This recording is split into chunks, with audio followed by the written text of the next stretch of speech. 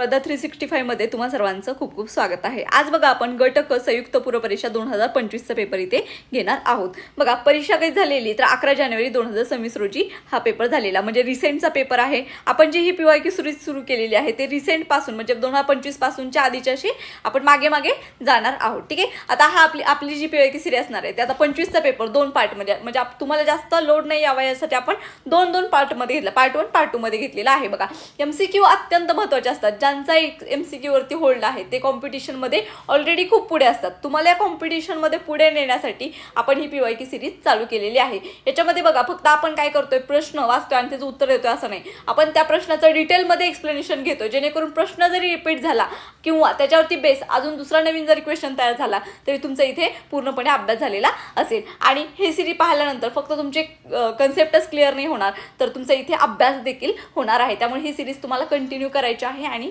हे लेक्चर सुद्धा एंड पर्यंत पाहायचं आहे। ठीक आहे, लेक्चरला स्टार्ट करूयात। Just 1 minute.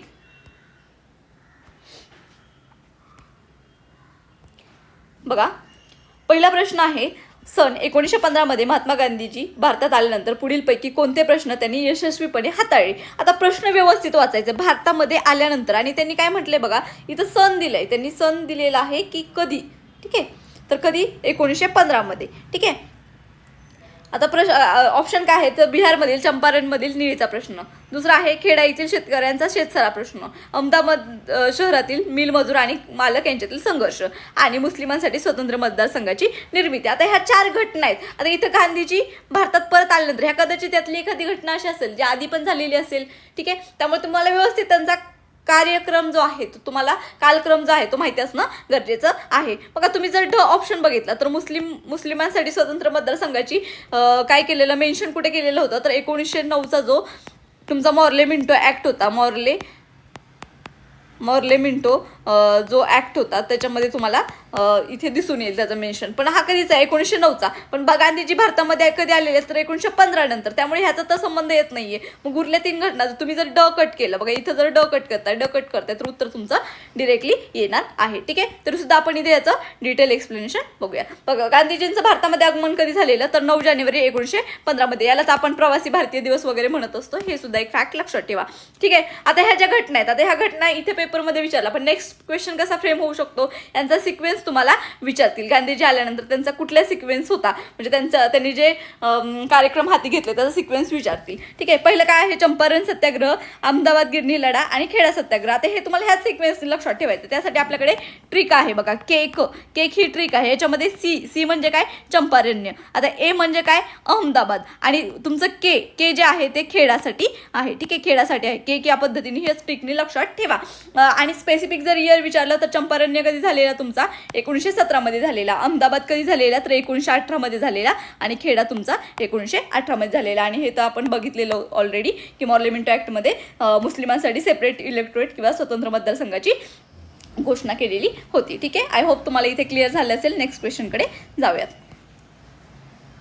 नेक्स्ट क्वेश्चन आहे, 3 सप्टेंबर 1942 रोजी तासगाव मामलेदार कचेरीवरील मोर्चाचे खालीलपैकी कोणत्या कार्यकर्त्यांनी नेतृत्व केले असं विचारलेलं। आता बघा प्रश्न वाचा, प्रश्न वाचल्याबरोबर तुम्हाला असं लक्षात येईल की बाबा म्हणजे इतकं डीप तर वाचलं गेलेलं नाही, अभ्यास केलाय पण एवढा डीप नाहीये। अशा वेळी काय करायचं, ऑप्शन वाचा। बघा ऑप्शन पण तुम्हाला यातले काही ओळखीचे दिसतात का नाही, अशा वेळी वरीलपैकी सर्व बरोबर हे तुम्ही उत्तर घेणं गरजेचं आहे। कारण बघा तुम्हाला जर एखादी गोष्ट माहित नसेल तर कमीत कमी गोष्टी नाकारायच्या, वरीलपैकी सर्व उत्तर घेऊन चला, बऱ्यापैकी तुमचं काय होईल तर बरोबर येईल आणि खूप कमी वेळा तुमचं हे चुकेल। ठीक आहे, त्यामुळे रिस्क इथे घेऊ शकता तुम्ही। त्याचं एक्सप्लेनेशन बघा, तासगाव मोर्चा जो होता 3 सप्टेंबर 1942 झालेला, याच्यामध्ये आता नाना पाटील जे आहे त्यांनी नियोजन केलेल्या 5-6 हजार शेतकऱ्यांच्या मोर्चाचे नेतृत्व त्यांनी स्वतः केलं नव्हतं, तर कृष्ण रामा कुऱ्हाडे, विश्वनाथ पाणे, गोविंद खोत आणि डॉक्टर य क सोनी यांच्याकडे सोपवलं होतं, त्याच्यामुळे तुम्हाला हे महत्त्वाचं आहे। ठीक आहे, त्यामुळे उत्तर त्याचं काय राहील तर वरीलपैकी सर्व बरोबर हे तुमचं इथं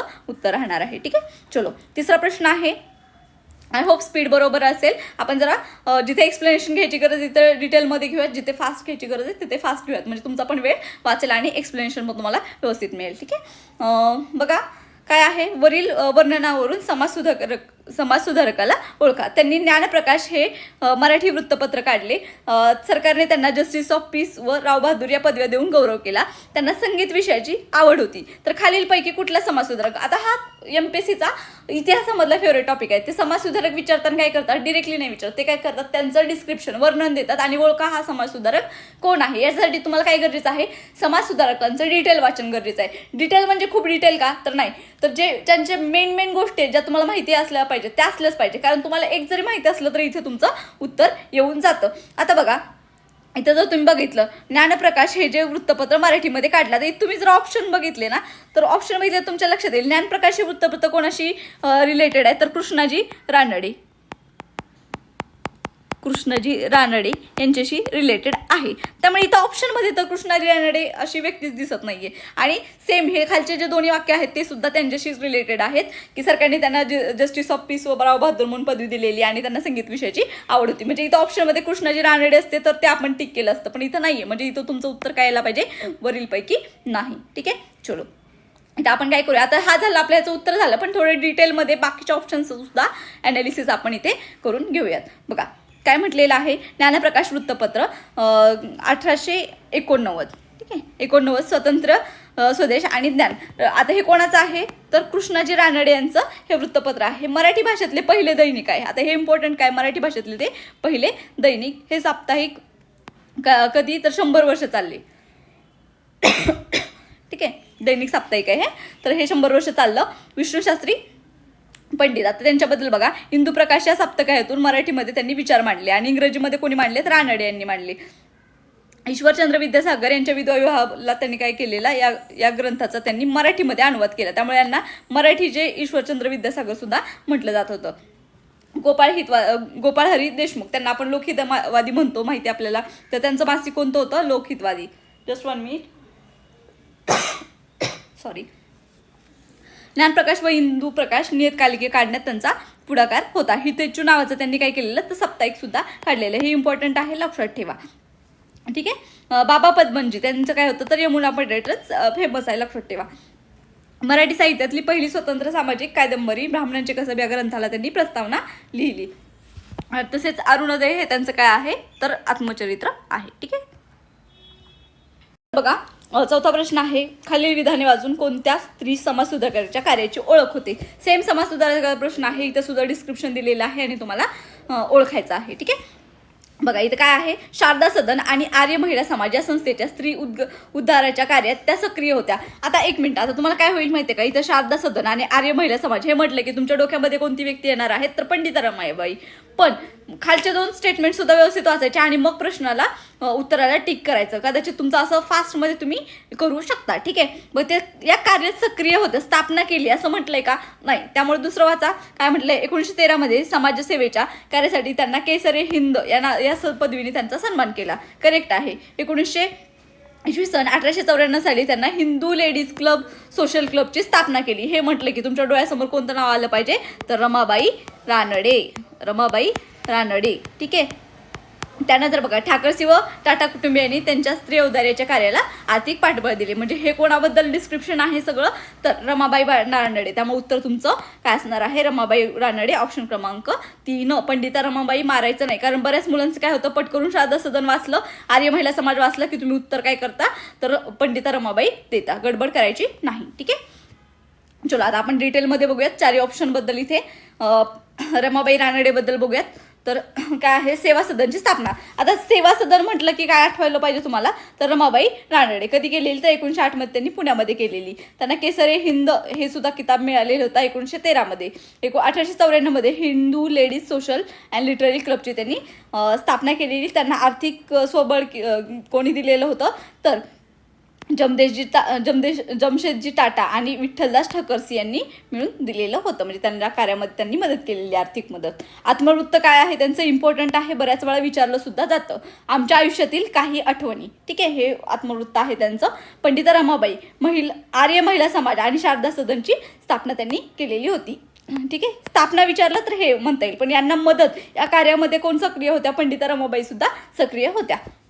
1919 मध्ये त्यांना सुद्धा केसरी हिंद मिळालेला होता. आता डॉक्टर रमाबाई राऊत, ठीक आहे, रमाबाई किंवा रखमाबाई राऊत, तर या भारतातल्या पहिल्या प्रॅक्टिसिंग वुमेन डॉक्टर आहे, ठीक आहे. प्रसिद्ध रमाबाई खटला जो आहे तो फेमस आहे, तर काय संमती वयाचा कायदा, ठीक आहे, ठीक आहे. तर 1891चा आहे. हिंदू लेडी या नावाने टाइम्स वृत्तपत्रातून त्यांनी विचार मांडले. आणि पुढे काय आहे तर डॉक्टर आनंदीबाई जोशी पहिल्या महिला डॉक्टर आहेत, त्या पदवीधर पहिला महिला डॉक्टर आनंदीबाई जोशी. आणि प्रॅक्टिसिंग महिला डॉक्टर म्हणले की डॉक्टर रमाबाई राऊत, ठीक आहे. चलो पुढचा प्रश्न आहे, काय म्हणलेलं आहे तर महाराष्ट्रातील 1857च्या उठावा संदर्भातील खालीलपैकी कोणती विधाने बरोबर आहेत. आता सातारचे छत्रपती प्रतापसिंह यांचे गेलेले राज्य परत मिळवण्यासाठी रंगराव पागे यांनी अविरत जस्ट वन मिनिट आपण हे इरेज करूयात, ठीक आहे. तर बघा, सातारचे छत्रपती प्रताप सिंह यांचे गेलेले राज्य परत मिळवण्यासाठी रंगराव पागे यांनी अविरत प्रयत्न केले. तर रंगराव पागे यांनी नाही केले, तर रंगो बापूजी गुप्ते,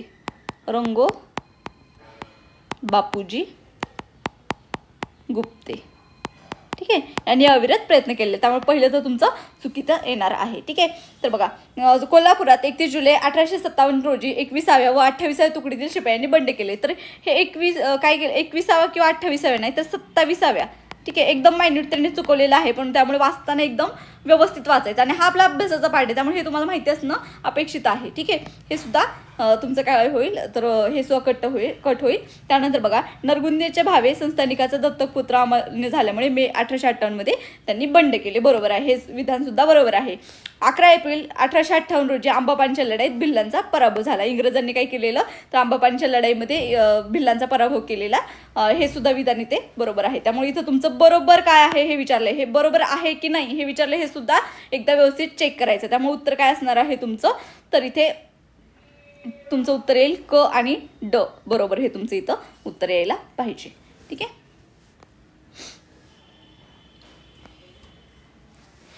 बघा, त्यानंतरचा प्रश्न आहे काँग्रेसचे. आता इथं या प्रश्नाची थीम काय बघा, म्हणजे हा आयोगाचा सगळ्यात फेवरेट टॉपिक म्हटलं तर चालेल. प्रत्येक एक्झाममध्ये तुम्हाला हा क्वेश्चन असतोच. म्हणजे तिथं काय असेल, तुमचे अधिवेशन असणार, त्यांचे ठिकाण असतील, अध्यक्ष असतील, किंवा त्याच्या पुढे जाऊन ते विचारतात की त्या आयोगाचं जर काही त्या अधिवेशनाचं जर काही सिग्निफिकन्स महत्त्व असेल तर त्याच्यावरती सुद्धा ते प्रश्न विचारतात. बघा, काँग्रेसचे दुसरे अधिवेशन 1886 साली कलकत्ता इथे झालेलं, तर त्याचे अध्यक्ष कोणते होते तर तुम्हाला इथं कोण सांगता येईल तर दादाभाई नौरोजी हे तुम्हाला इथं अध्यक्ष सांगता येतील, ठीक आहे. त्यानंतर बघा, तिसरं अधिवेशन जे झालेलं 87 साली मद्रासला जे झालेलं अधिवेशन, तर त्याचे अध्यक्ष कोण सांगता येतील तुम्हाला तर बद्रुद्दीन तय्यबजी. काँग्रेसचे चौथे अधिवेशन 1888 साली झालेलं, तर त्याचे अध्यक्ष कोण होते तर जॉर्ज यूल, पहिले ब्रिटिश जे होते, जे कोणी अध्यक्ष झालेले अधिवेशनाचे तर जॉर्ज यूल होते. आणि नंतर 89चं जे मुंबईला अधिवेशन झालेलं तर त्याचे अध्यक्ष कोण होते तर विल्यम वेबर्टन. त्याच्यानुसार तुम्हाला इथं सिक्वेन्स सांगायचा आहे. 1चं 3 कुठे आहे तुमचं, म्हणजे 1चं 3 बचं 1, म्हणजे उत्तर तुमचं ऑप्शन क्रमांक 1 हे तुमचं इथं उत्तर यायला पाहिजे, ठीक आहे. आता बघा, मग त्या इथूनच एवढंच करून तुमचं होणार आहे का काम नाही, तर तुम्हाला काय करायचे, जेवढे महत्त्वाचे अधिवेशन आहेत तिथे मी तुम्हाला ॲड करून दिलेले आहेत ते तुम्हाला काय करायचे व्यवस्थित वाचायचे आहेत. त्याचं सिग्निफिकन्स महत्त्वसुद्धा आपण दिलेलं आहे. हे तुम्हाला इथे सगळे इथं एकाच ठिकाणी तुमचा इथं अभ्यास होऊन जाणार आहे, त्यामुळे तुम्हाला हे एकदा बघायचं आहे. जर इथे नसेल समजत तर आपण एक सेपरेट अधिवेशनांवरती सेपरेट लेक्चर घेतलेले आपल्या चॅनलवरती, ते तुम्हाला तिथे जाऊन बघायचं आहे. तिथे आपण डिटेल एक्सप्लेनेशन सुद्धा घेतलेलं आहे, ठीक आहे. चलो, नंतरचा क्वेश्चन आहे कायमधारा महसूल पद्धतीत कोणत्या वर्गाला अधिक फायदा झाला. आता बघा, शेतकरी, जमीनदार, कारखानदार, कारगीर, ठीक आहे, हा प्रश्न आहे.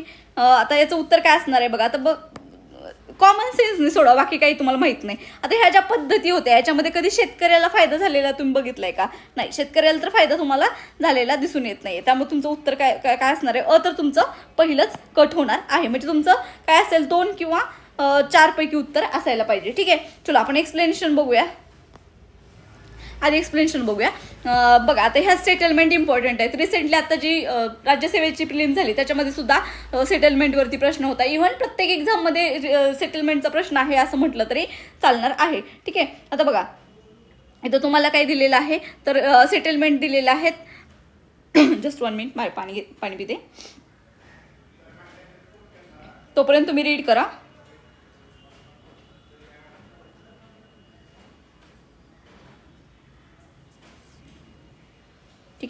चलो काय आहे तर काय परमनंट सेटलमेंट, रयतवारी आणि महलवारी. ठीक आहे, तर त्याचे सुरू करण्यात हे 2 कॉलम खूप अत्यंत महत्त्वाचे आहेत आणि ह्याच्यावरती तुम्हाला नेहमी प्रश्न विचारला जातो. सुरू करणारं कोण आहे तर परमनंट सेटलमेंट सुरू करणारा लॉर्ड कॉर्नवॉलिस आहे. कधी केलेला 1793 मध्ये. रयतवारी पद्धत सुरू करणारे कोण आहेत तर थॉमस मुनरो आणि कॅप्टन रीड 1820 मध्ये. आणि महलवारी पद्धत कुठे सुरू केलेली, कोणी सुरू केलेली तर हॉल्ट मेकेन्झी 1822 मध्ये. कुठे केलेली चालू हे सुद्धा इम्पॉर्टंट आहे. परमनंट सेटलमेंट कायमधारा पद्धत कुठं, बंगाल, बिहार, ओडिशा. रयतवारी पद्धत कुठे, मद्रास, मुंबई आणि आसाम या ठिकाणी असलेली दिसून येते. आणि तुम्हाला जी महलवारी आहे ते कुठे तुम्हाला नॉर्थ साईडला जास्त दिसून येते, पंजाब, उत्तर प्रदेश आणि MP मध्ये तुम्हाला दिसून येते. आता इथे प्रश्न इथे फ्रेम झाला, आता यातला प्रश्न इथे फ्रेम झालाय. महसूल कोणाकडून गोळा केला जायचा तर जमीनदाराकडून. महसूल याच्यामध्ये परमनंट सेटलमध्ये जमीनदाराकडून, रयतवारीमध्ये तुम्हाला शेतकऱ्यांकडून थेट आणि महलवारीमध्ये संपूर्ण गावाकडून केला जायचा. आता कराचा दर कसा असायचा तर कायमस्वरूपी निश्चित. म्हणजे इथं बघा हे सगळ्यात आहे की नाही एकदम अशी काय म्हणतात खराब पद्धत होती की ज्याच्यामध्ये काय व्हायचं की शेतकऱ्यांवरती खूप जास्त अन्याय व्हायचा. कारण दुष्काळ आला, कुठले काही संकट आली, रोगराई आली तर शेतामध्ये जर पीक नाही उगवलं तरी सुद्धा तुम्हाला ती शेतसारा देणं गरजेचंच होतं. त्यामुळे तो कर निश्चित असल्यामुळे तुम्हाला त्याच्यामध्ये सूट नव्हती. त्यामुळे हे खूपच जास्त जाचक होतं. त्यानंतर बघा रयतवारी पद्धतीमध्ये तात्पुरता असायचं. म्हणजे याच्यामध्ये दर 30 वर्षांनी त्याच्यामध्ये बदल करायचे दरामध्ये. आता हे जरा महलवारी त्यातल्या त्यात जरा बरी होती कारण ह्याच्यामध्ये वेळोवेळी काय करायचं बदल व्हायचा, गावाच्या उत्पन्नावरती ते आधारित असायचं. आता सर्वात जास्त फायदा, आता इथे प्रश्न आपल्या जो प्रश्न आता विचारलेला आहे तो इथे विचारलाय.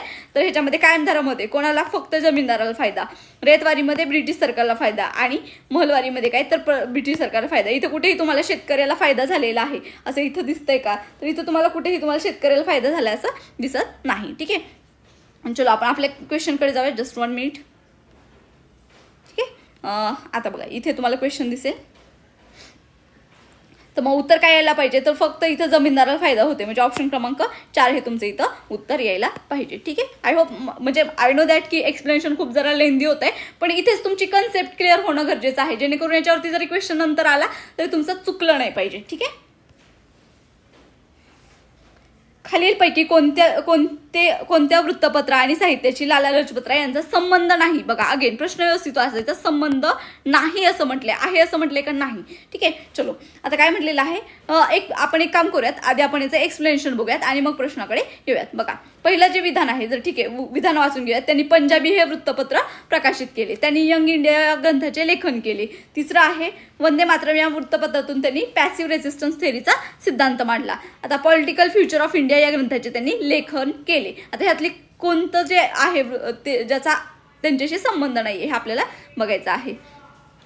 ठीक आहे, काय म्हटलेलं आहे तर विधान लाला लजपतराय यांनी लाहोरमधून द पंजाबी हे वृत्तपत्र काय केलेलं आहे तर चालू केलेलं. द पंजाबी हे वृत्तपत्र चालू केले त्यामुळे पहिलं तर तुमचं बरोबर येणार आहे. दुसरं सुद्धा बरोबर येईल कारण त्यांनी 1916 मध्ये यंग इंडिया हा अत्यंत सुप्रसिद्ध ग्रंथ लिहिला होता. तर काही जणांनी यंग इंडिया म्हटलं की महात्मा गांधी आठवले असतील. ठीक आहे, महात्मा गांधीजी आठवले असतील. परंतु बघा महात्मा गांधीजींचं यंग इंडिया हे नावाचं काय होतं साप्ताहिक वृत्तपत्र होतं आणि इथं काय दिलेलं आहे ग्रंथ दिलेला आहे. इथं बघा इथं स्पेशली तुम्हाला इथं वृत्तपत्र म्हणले का नाही ह्या बारीक गोष्टींवरती लक्ष द्यायचं. ग्रंथ म्हटलेला आहे. ज्यावेळेस 2 सिमिलर गोष्टी असतात तिथंच आयोग तुम्हाला नेमकं प्रश्न विचारतो आणि तिथंच तुम्हाला डिफरन्स जाणून घ्यायचा असतो. आता इथून पुढे जर कधी प्रश्न विचारला तर तुमच्या लक्षात राहील ग्रंथ म्हटलं की कोण येणार आहे तुमचं, ग्रंथ म्हटलं की लाला लजपतराय आणि तुमचं साप्ताहिक वृत्तपत्र म्हटलंय की महात्मा गांधी. ह्या 2 गोष्टी वेगवेगळ्या आहेत, लक्षात ठेवायच्या आहेत. ठीक आहे, त्यानंतर बघा तिसरं विधान आहे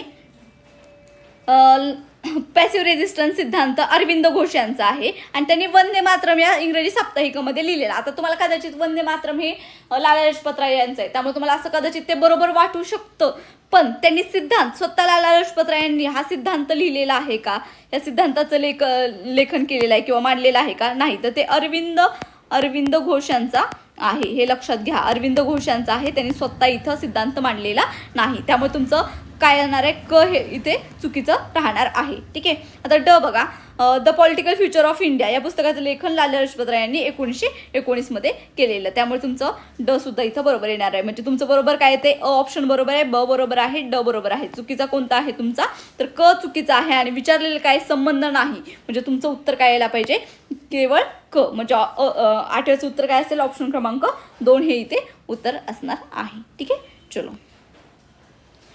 नेक्स्ट क्वेश्चन आहे बघा, 1919च्या कायद्यातील त्रुटींची चौकशी करण्यासाठी कोणती कमिटी काय केलेली नियुक्त करण्यात आलेली होती? तर बघा याचं उत्तर डायरेक्ट आहे, तुम्हाला माहिती असायला पाहिजे की मुडीमन कमिटी, ऑप्शन क्रमांक 1 हे तुमचं इथं उत्तर असायला पाहिजे. ठीक आहे. काही जणांचं काय होऊ शकतं, आता मी जरी पेपरमध्ये असते तर मला वाटलं असतं की सायमन कमिशन हे सुद्धा वाटू शकतं, पण इथे बघा अ आणि ब आणि ब असं काही ऑप्शन आहे का? म्हणजे आयोगाने अजूनच तुमचं काम सोपं केलं, इथं कन्फ्युजनच नाही आहे, आणि ब असा ऑप्शनच नाही आहे. त्यामुळे मुडीमन कमिटी तसंही तुमच्या अभ्यासाचा भाग आहे, त्यामुळे उत्तर हे येणं इथे अपेक्षित आहे. ठीक आहे. बाकीच्या कमिट्यांबद्दल इथे एकदा बघून घेऊयात.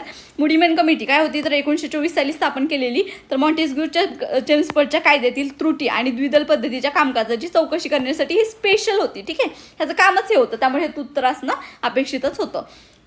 सायमन कमिटी 10 वर्षानंतर भारताच्या पुढील घटनात्मक सुधारणांचा अभ्यास करण्यासाठी स्थापन झाली होती. म्हणजे हा कायदा आल्यानंतर 10 वर्षानंतर भारताच्या पुढील घटनात्मक सुधारणांचा अभ्यास करण्यासाठी स्थापन झालेली. लॉर्ड मॅकिन्ले कमिटी भारतीय नागरी सेवा ICS स्पर्धा परीक्षा सुधारणांशी संबंधित होती. परत हंटर कमिटी जालियनवाला बाग हत्याकांडाची चौकशी करण्यासाठी नेमली होती. हे तर तुम्हाला माहिती आहे म्हणजे. ठीक आहे. चलो 10वा प्रश्न आहे, लॉर्ड हार्डिंग यांच्या काळात कोणते पहिले युद्ध झालेले होते? आता बघा ह्याच्यावरून तुम्हाला थीम लक्षात घ्यायचे की आयोग नेमकं प्रश्न कशावरती विचारते. बघा मी नेहमी काय म्हणत असते की जे आपले PYQ आहेत ह्याच्यापेक्षा बेस्ट मार्गदर्शक कोणीच असू शकत नाही. तुम्हाला PYQ सांगतात की अभ्यास कशाचा करायचा. आता इथं तुम्हाला कळते की अभ्यास कशाचा करायचा, व्हॉइसरॉयचा अभ्यास करायचा, प्लस त्याच्या काळामध्ये ज्या काही घडामोडी महत्त्वाच्या होत आहेत, युद्ध होत आहेत, हे तुम्हाला अभ्यासायचं आहे. म्हणजे आता प्रश्न इथे विचारला, पुढे जाऊन एक्झाममध्ये दुसऱ्या व्हॉइसरॉयवरती विचारतील आणि त्याच्या काळातली घटना विचारतील. त्यामुळे आता ज्यावेळेस PYQचा अभ्यास करते त्यावेळेस ही कन्सेप्ट तुमची पूर्ण क्लिअरच झाली पाहिजे. ठीक आहे. चलो लॉर्ड हार्डिंग याच्या काळामध्ये कोणते पहिले युद्ध झालेले होते? तर बघा याचं उत्तर काय असणार आहे, इंग्रज शीख युद्ध हे असणार आहे. ठीक आहे. ऑप्शन क्रमांक 2 हे तुमचं इथं उत्तर यायला पाहिजे. ठीक आहे. चलो आपण याचं एक्सप्लेनेशन बघूयात.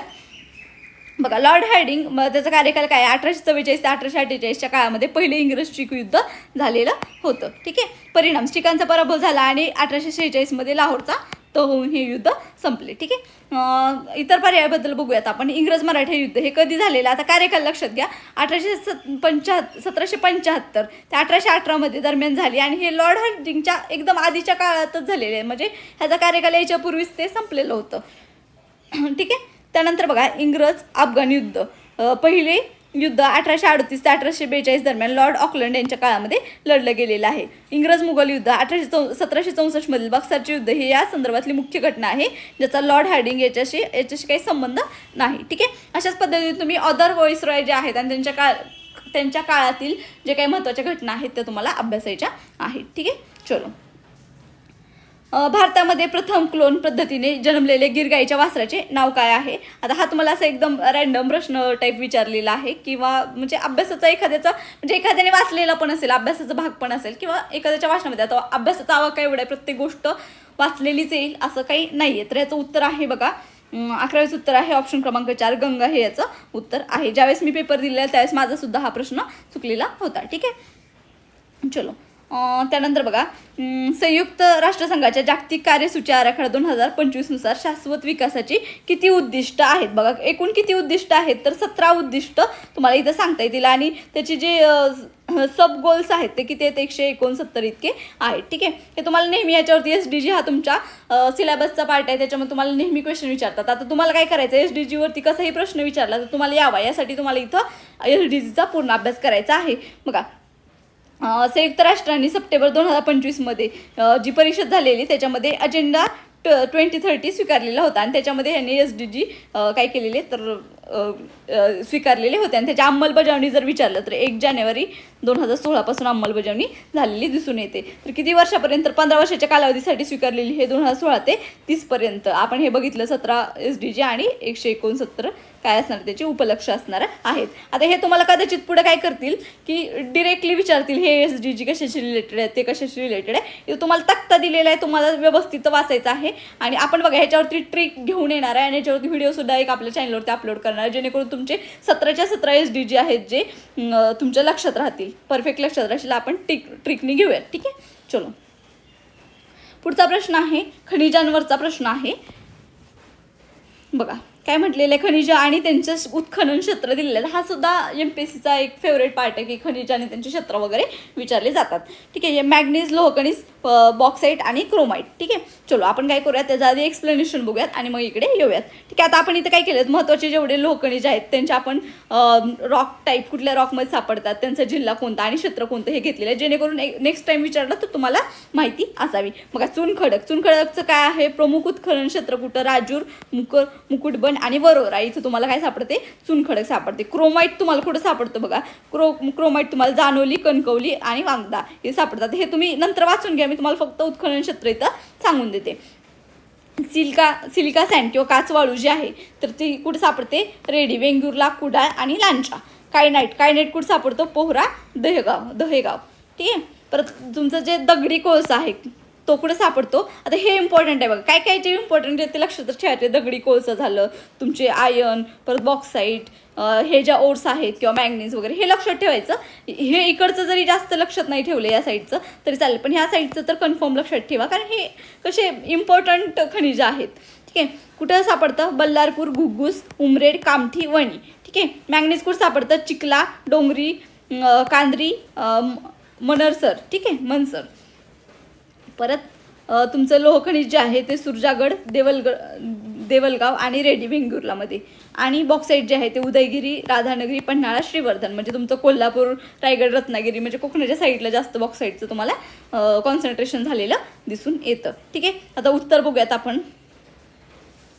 13वा प्रश्न आहे, तर त्याचं उत्तर बघा इथं काय असणार आहे, तर A चं 3 चिखला. मॅग्नीज कुठं सापडणार आहे तुमचं, तर चिखला इथे सापडणार आहे. परत तुमचं जे लोहखनिज आहे ते सुरजागड, आपण मगाशीच बघितलं सुरजागड. आता बॉक्साईट तुमचं कुठं सापडणार आहे बघा, तर उदयगिरी आणि क्रोमाईट आहे तुमचं जानोलीला. त्यामुळे उत्तर तुमचं ऑप्शन क्रमांक 3 हे इथं यायला पाहिजे. ठीक आहे, चलो, आय होप तुमची कन्सेप्ट इथे क्लिअर झाली असेल. म्हणजे आपण होलिस्टिक अभ्यास ठेवतोय, जेणेकरून तुमचा नेक्स्ट टाइम तो टॉपिक आला की तुम्हाला त्याचं उत्तर आलंच पाहिजे. खालीपैकी कोणते प्रधानमंत्री मत्स्य संपदा योजना 2025चे उद्दिष्ट नाही. बघा, अगेन विचारलं काय आहे, उद्दिष्ट नाही. आता इथं काय दिले आहे बघा, मासेमारी, सामाजिक, भौतिक व आर्थिक सुरक्षा. मासेमारीचे उत्पन्न 4 पटीने वाढवणे, शाश्वत पद्धतीने मत्स्य व्यवसायाच्या क्षमतेचा वापर करणे, मासे उत्पादन आणि मत्स्य उत्पादकता वाढवणे. तर ह्यातलं कुठलं उद्दिष्ट नाही असं त्यांनी इथं विचारलेलं आहे. तर याचं उत्तर असणार आहे ऑप्शन क्रमांक 2. फक्त क, ड हे उद्दिष्ट आहे, ब हे उद्दिष्ट नाही. आता ब हे उद्दिष्ट नाही, ब हे उद्दिष्ट नाही आहे, तर 4 पटीने वाढवणे हे असं त्याचं हे नाही आहे, म्हणणं नाही. तर दुप्पट करणे, 4 पटीने नाही तर काय करायचं, फक्त दुप्पट करायचं. इथं पट वाढवलेले आहे, म्हणजे एकदम छोट्या गोष्टींमध्ये कधी कधी आयोग तुम्हाला इथं चुकवत असतं. आपण इथं एक्सप्लेनेशनच बघूयात. प्रधानमंत्री मत्स्य संपदा योजनेची आता योजना सुद्धा कव्हर करूयात आपण. इथं कधी सुरुवात झालेली आहे, सप्टेंबर 2020 मध्ये. 2021 ते 24-25 असा त्याचा कालावधी आहे. उद्देश काय आहे, देशामध्ये निळी क्रांती घडून आणणे, म्हणजे ब्ल्यू रिव्हॉल्युशन घडून आणणे. उद्दिष्ट काय आहे, मासे उत्पादन आणि उत्पादकता वाढवणे, मासेमारांचे काय करणे, उत्पन्न दुप्पट वाढवणे. इथं काय केलेलं, 4 पट दिलेलं होतं, तर हे 4 पट असं नाही. ठीक आहे, काढणी पश्चात होणारा तोटा 10% कमी करणे आणि मासेमारांना सामाजिक व आर्थिक सुरक्षा देणे. ठीक आहे, चलो, नेक्स्ट आहे बघा, यमुना नदीच्या उपनद्या व ते पूर्व ते पश्चिम अशा क्रमात मांडा. आता इथं लक्षात काय घ्यायचं माहिती आहे का, एकदम सोपा प्रश्न वाटतो तुम्हाला, पण तुम्ही वाचताना हे व्यवस्थित वाचत नाही. काय म्हटले त्यांनी, पूर्व ते पश्चिम अशा क्रमामध्ये मांडा असं म्हटलेलं आहे. क्रम बघा, पश्चिमेकडून पूर्वेकडे दिलेलं नाही, तर पूर्वेकडून पश्चिमेकडे तुम्हाला म्हटलेलं आहे. त्यामुळे ते तुम्हाला व्यवस्थित इथे बघायचं आहे. उत्तर काय असणार आहे तुमचं, केन बेटवा, सिंध आणि चंबळ हे इथं उत्तर असणार आहे. ठीक आहे, चलो, नेक्स्ट क्वेश्चनकडे जाऊयात. सोपा प्रश्न होता हा, एकदा इथे मॅपमध्ये पण बघून घ्या.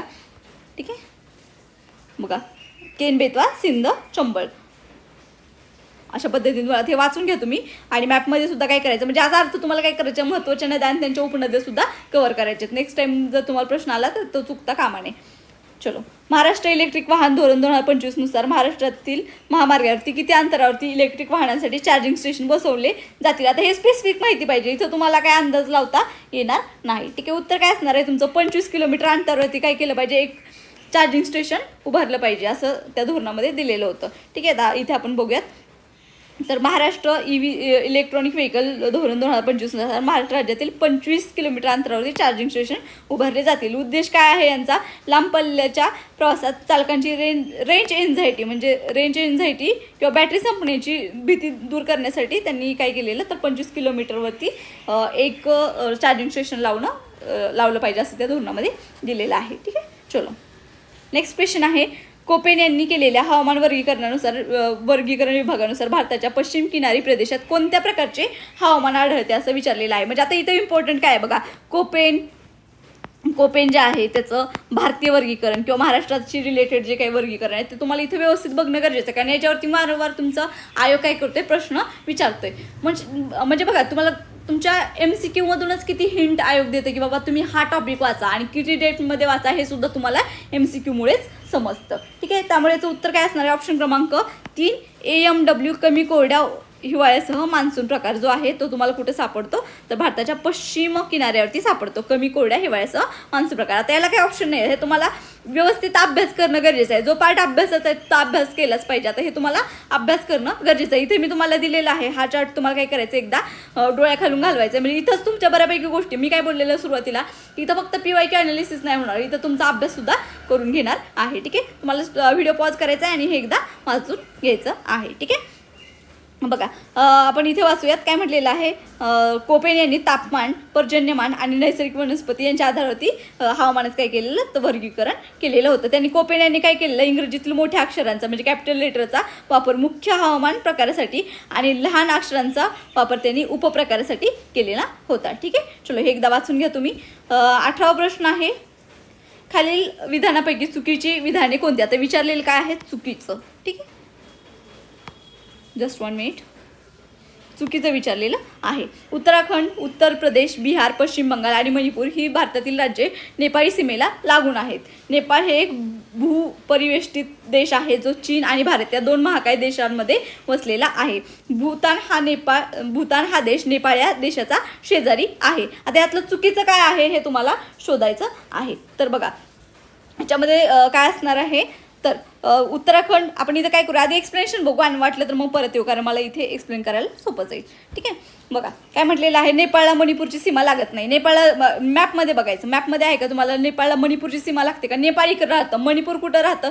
एकदम त्या साईडला, अरुणाचल वगैरे त्या साईडला तुमचं मणिपूर राहतं. त्यामुळे नेपाळला मणिपूरची सीमा लागण्याचा प्रश्नच येत नाही. तर कोणाची सिक्कीमची सीमा लागते? नेपाळला लागून असणारी 5 राज्य बघा, तर उत्तराखंड, उत्तर प्रदेश, बिहार, पश्चिम बंगाल, सिक्कीम. म्हणजे इथं तुम्हाला काय करायचं आहे माहिती आहे का? इथं तुम्हाला जे लागून देश आहेत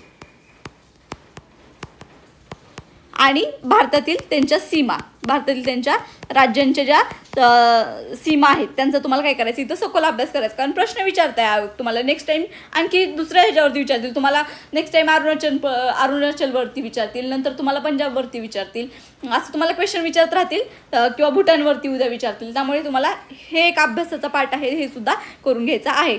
आता बरोबर आहे, कारण नेपाळ हा पूर्णपणे भारत आणि चीनच्या मध्ये असलेला भूपरिवेष्टित म्हणजे लँडलॉक देश आहे. आता याला कुठंतरी लँडलॉक देश म्हणजे काय, ह्याला कुठंतरी समुद्राची सीमा लागून आहे का? नाही, म्हणजे हा काय लँडलॉक देश आहे.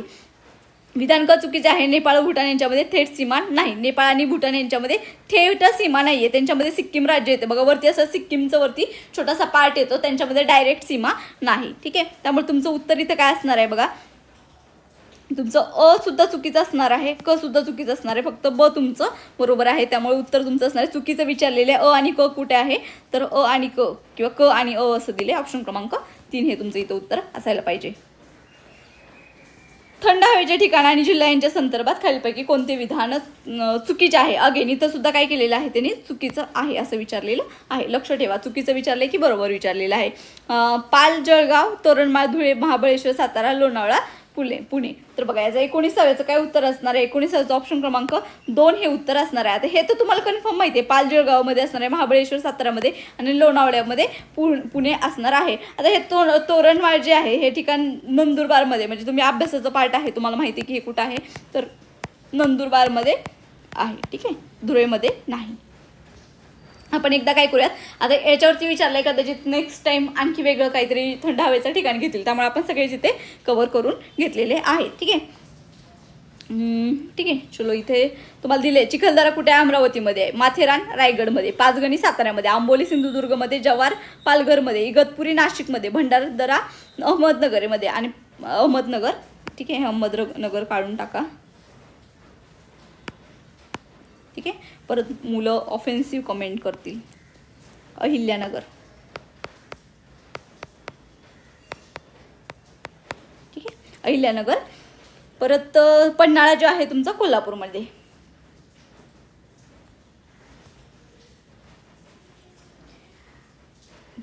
खालील विधानांमधून चुकीचे विधान ओळखा.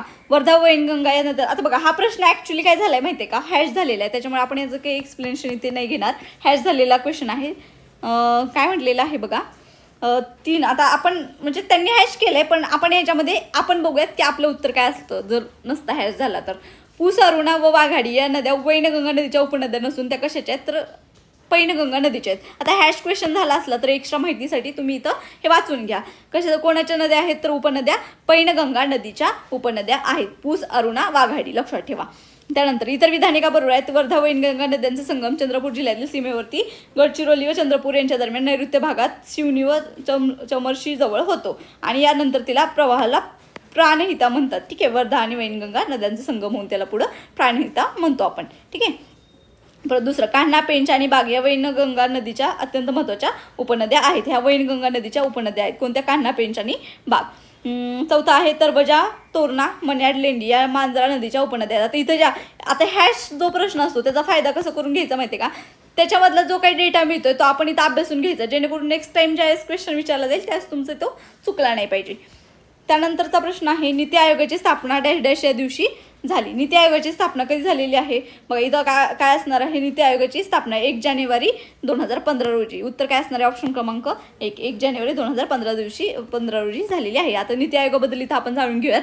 नीती आयोगाची स्थापना कधी झाली? 1 जानेवारी 2015 नियोजन आयोगाच्या जागी आलेलं होतं. त्याला भारताचा आपण प्रमुख थिंक टँक बनतो. अध्यक्ष कोण असतात? पंतप्रधान असतात. उपाध्यक्ष अशोक कुमार लाहिरे आता सध्याच नवीन हे झालेले आहेत, अपॉइंट झालेले आहेत. मुख्य कार्यकारी अधिकारी CEO निधी छब्बर. आता ह्या कशा होत्या माहिती आहे का? ह्या टेम्पररी होत्या, इंटरिम CEO होत्या, पण त्यांच्या जागी आत्ताच रिसेंटलीची न्यूज आहे. सध्या आता ह्यांच्या जागी कोण आलेले आहेत? अनुराग जैन. हे करंटचा भाग आहे, इथे कव्हर करून घ्या. ठीक आहे. नियोजन पद्धत काय असते तर बॉटम अप. आधी काय असायचं तुमचं जो नियोजन आयोग होता त्याचा अप टू बॉटम असा अप्रोच होता. आता ह्याचा बॉटम अप असा खालून वर असा अप्रोच आहे. आणि आर्थिक अधिकार राज्यांना निधी वाटप करण्याचे कोणतेही अधिकार नाही. ठीक आहे.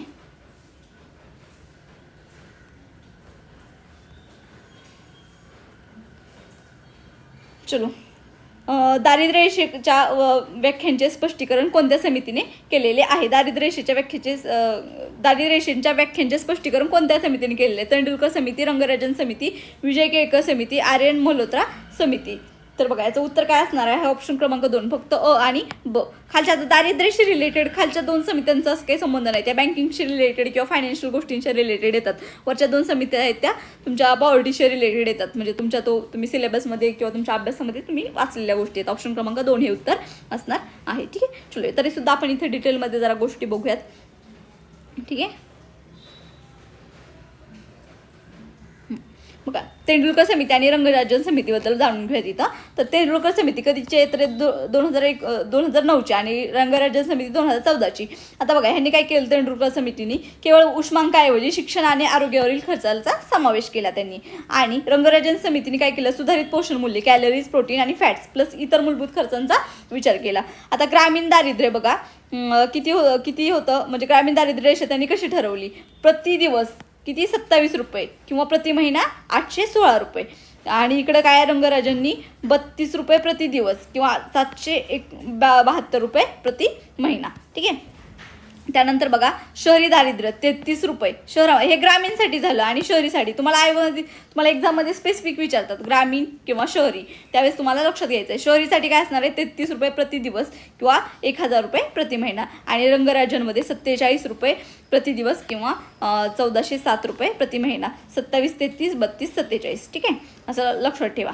परत एकूण दारिद्र्याचं प्रमाण यांना किती सापडलं? 21.9% आणि यांना 29.5% इतकं सापडलेलं आहे. ही सुद्धा आकडेवारी बऱ्याचदा विचारली जाते. ठीक आहे. चलो, आता बघा इथं तुम्हाला लक्षात घ्यायचं आहे की ह्या दोन खालच्या ज्या कमिट्या दिलेल्या होतात त्यांचं काय होतं तर ही समिती कर सुधारणा रिफॉर्म किंवा पीपीई मॉडेलशी रिलेटेड आहे. कोणती समिती तर विजय केळकर समिती ही कर सुधारणा आणि पीपीपी मॉडेलशी संबंधित आहे. आणि परत आहे तुमचं RN मल्होत्रा समिती जी आहे ती विमा क्षेत्र सुधारणांशी संबंधित आहे किंवा इन्शुरन्स रिफॉर्मशी रिलेटेड आहे. ठीक, चलो नेक्स्ट क्वेश्चनकडे जाऊयात. 1948च्या औद्योगिक धोरणाने भारतासाठी मिश्र अर्थव्यवस्थेच्या स्थापनेचे उद्दिष्ट स्पष्ट केले. 1948च्या औद्योगिक धोरणापेक्षा 1956च्या औद्योगिक धोरणाने सार्वजनिक क्षेत्रातील उद्योगांना आणि त्यांच्या विकासाला अधिक महत्त्व दिल्याचे दिसून येते. 1991च्या धोरणानुसार सार्वजनिक क्षेत्रामध्ये फक्त 17 उद्योग रोखून ठेवलेले आहेत. त्यातलं चुकीचं काय अगेन बघा, लक्षात घ्या इथं काय विचारलेलं आहे, चुकीचं काय आहे हे विचारलेलं आहे. आधी आपण एक्सप्लेनेशन बघून घेऊयात. भारताच्या प्रमुख औद्योगिक धोरणांमधील फरक. आता भारताचे जे प्रमुख औद्योगिक धोरण आहेत ते एकदा बघू दे. एक 48चं आहे, एक तुमचं 66चं आहे आणि एक 91चं धोरण तुम्हाला इथे आहे. ते इथं दोन्ही धोरण तुम्हाला इथे बघायचे आहेत. ठीक आहे, चलो बघा ह्याच्यामध्ये बघा मुख्य उद्दिष्ट 48च्या धोरणाचं उद्दिष्ट काय होतं तर मिक्स्ड इकॉनॉमी. त्यानंतर 66 धोरणाचं पब्लिक सेक्टर आणि 91च्या धोरणामध्ये LPG त्यांनी आणलेलं होतं. तर सुरुवातीला 48मध्ये काय केलं त्यांनी तर 4 वर्गांमध्ये विभाजन केलं. 66मध्ये 17 उद्योग पूर्णपणे सरकारी क्षेत्रासाठी राखीव ठेवले आणि 91मध्ये काय केलं त्यांनी 17 वरून संख्या 8 पर्यंत आणली.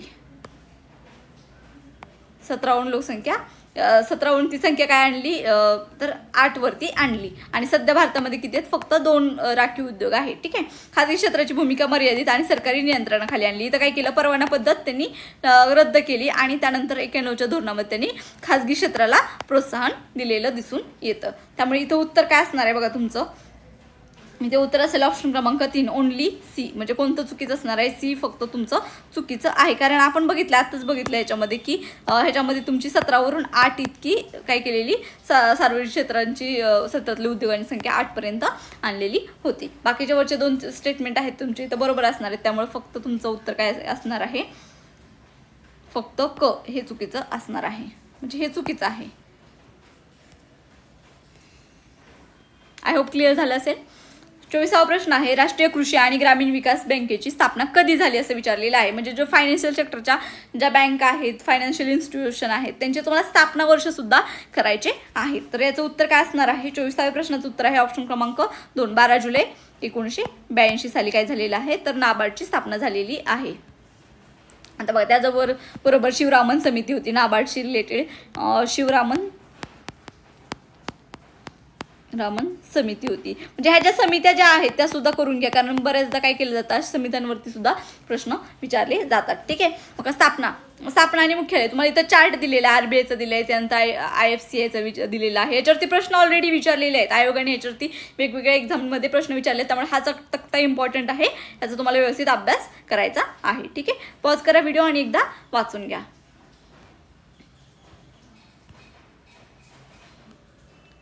कितवा प्रश्न झाला 24वा. येस 25वा प्रश्न. RBIच्या कोणत्या कायद्यानुसार शेड्यूल बँक आणि नॉन शेड्यूल बँक असे वर्गीकरण केले जाते तर त्याचं उत्तर असणार आहे ऑप्शन क्रमांक 2 RBI ॲक्ट 1934 आहे त्याच्यानुसार काय केलं जातं शेड्यूल बँक आणि नॉन शेड्यूल बँक असं वर्गीकरण केलं जातं. मग आता ह्या शेड्यूल बँक आणि नॉन शेड्यूल बँक ह्याच्यामध्ये काय फरक आहे हे बघूयात आपण. तर RBI ॲक्ट 1934 मध्ये त्यांचं वर्गीकरण केलं. दुसऱ्या शेड्यूल बँकमध्ये काय होतं तर सेकंड शेड्यूलमधल्या बँकचा समावेश होतो आणि नॉन शेड्यूलमध्ये ह्याच्यामध्ये त्याचा समावेश होत नाही त्यांचा नॉन शेड्यूलमध्ये होतो. किमान भांडवल किती पाहिजे शेड्यूल बँकसाठी 5 लाख रुपये आणि हा इथं निकष पूर्ण नसतो म्हणून त्यांना नॉन शेड्यूलमध्ये टाकतात. यांच्यामध्ये काय तर हे थेट कर्ज मिळवण्याचा हक्क असतो. RBI कडून यांना थेट कर्ज मिळवण्याचा हक्क असतो. यांना RBI कडून तसं थेट कर्ज मिळवण्याचा अधिकार नसतो. CRR निधी जो आहे तो थेट RBI कडे ठेवणे अनिवार्य असते. यांना स्वतःजवळ रोख स्वरूपामध्ये हे ठेवू शकतात. ठीक आहे, हा एक बेसिक फरक आहे. उद्या जर तुम्हाला विचारला तर कन्सेप्ट क्लिअर असावी. लोकसंख्या संक्रमण सिद्धांतातील 3रा टप्पा कोणता असं त्यांनी विचारलेला आहे. आता इथं टप्पे दिले. आता लोकसंख्या संक्रमणाचा जो सिद्धांत त्यावरती तुम्हाला नेहमीच प्रश्न असा विचारलेला दिसून येतो. आधी आपण हे बघूयात लोकसंख्या संक्रमण सिद्धांताचे टप्पे आपण इथं बघून घेऊयात. सिद्धांतकार कोणी दिलेले आहेत तर वॉरन थॉम्सन जे आहेत त्यांनी काय केलेलं तर हे 3 टप्पे सांगितले होते 4 टप्पे सांगितलेले होते. थॉम्सन आणि फ्रॅंक नोटेनस्टाईन ह्या दोघांनी सांगितलेलं होतं. पहिला टप्पा जन्मदर आणि मृत्यूदर काय असतो, दोन्ही जास्त असतो. सुरुवातीच्या काळामध्ये काय असायचं, जन्मदर पण खूप जास्त असायचा आणि मृत्यूदर पण खूप जास्त असायचा. दुसऱ्या टप्प्यामध्ये काय आहे, तर जन्मदर जास्त आणि मृत्यूदर कमी. लोकसंख्येचा इथं काय झाला, विस्फोट झाला. म्हणजे काय होतंय, लोकसंख्या येते पण जे लोक जन्माला येते ते मरतच नाहीत, मग इथं लोकसंख्येचा विस्फोट होते. तिसऱ्या टप्प्यामध्ये जन्मदरात लक्षणीय वाढ होते. म्हणजे इथं बर्थ रेटमध्ये काय होते, घट होते. तुमच्या बर्थ रेटमध्ये इथं डिक्लाईन झालेला दिसून येतो. आणि तुमचा चौथा जो टप्पा आहे त्याच्यामध्ये जन्मदर आणि मृत्यूदर दोन्ही काय होते, कमी होते. म्हणजे स्थिर लोकसंख्या होते. असे 4 टप्पे आहेत, व्यवस्थित तुम्हाला लक्षात ठेवायचे आहेत. तर तिसरा टप्पा असं काय आहे असं इथं त्यांनी विचारलेलं आहे. त्यामुळे इथं उत्तर काय असणार आहे, तुमचं ऑप्शन क्रमांक 4 ड, जन्मदरात लक्षणीय वाढ. आपण मगाशीच बघितलं लक्षणीय घट, जन्मदरामध्ये काय होते, लक्षणीय घट. फक्त ड हे तुमचं इथं उत्तर असायला पाहिजे. ठीक आहे, बघा इथं बघितलेलं आपण जन्मदरात लक्षणीय घट. ठीक आहे, बघा पुढचा प्रश्न आहे, खालीलपैकी कोणता पर्याय दिनांक 14/8/2018 पासूनच्या विस्तारित प्रधानमंत्री जनधन योजनेतील 3 प्रमुख सुधारणा योग्यरित्या दर्शवतो. आता बघा, आयोगाचा सगळ्यात फेवरेट इकॉनॉमिक्स मधला पार्ट कोणता असेल किंवा योजना असेल तर ती जनधन योजना आहे. प्रत्येक वर्षी असल्यासारखा प्रश्न असतो जनधन योजनेवरती, त्यामुळे इम्पॉर्टंट ठरते ती योजना. आपण एकदा ओव्हरव्ह्यू बघून घेऊयात. प्रधानमंत्री जनधन योजना बघूयात. तर याची बघा कधी लॉन्च झालेली, तर 28 ऑगस्ट 2014 मध्ये. ह्यावरती सुद्धा प्रश्न विचारून झालेला आहे. त्याचा उद्देश काय आहे, तर आर्थिक समावेशन करून घेणे. खात्याचा प्रकार कोणता आहे याच्यामध्ये, तर 0 बॅलन्स अकाउंट असतं या योजनेमध्ये. ओव्हरड्राफ्टचा किती, कमाल 10,000 पर्यंत. वयोमर्यादा काय आहे, 18 ते 65. अपघाती विमा 2 लाख रुपये. आणि मुख्य उद्देश काय, देशातील प्रत्येक नागरिकाला बँकिंग विमा आणि डीबीटी सुविधा देणे. आता बघा सुरुवातीला आता काय झालं, 14 ऑगस्ट पासून त्यानंतर ही योजना लागू झाली आणि त्याच्यामध्ये बदल केले. कधी केले, तर 18 मध्ये. 14 मध्ये योजना चालू झालेली आणि 14 ऑगस्ट 2018 मध्ये काही बदल केले. आधी ओव्हरड्राफ्टची जी सुविधा होती ती किती होती, 5,000 वरून 10,000 वाढवली. म्हणजे आधी किती होती, जस्ट 1 मिनिट.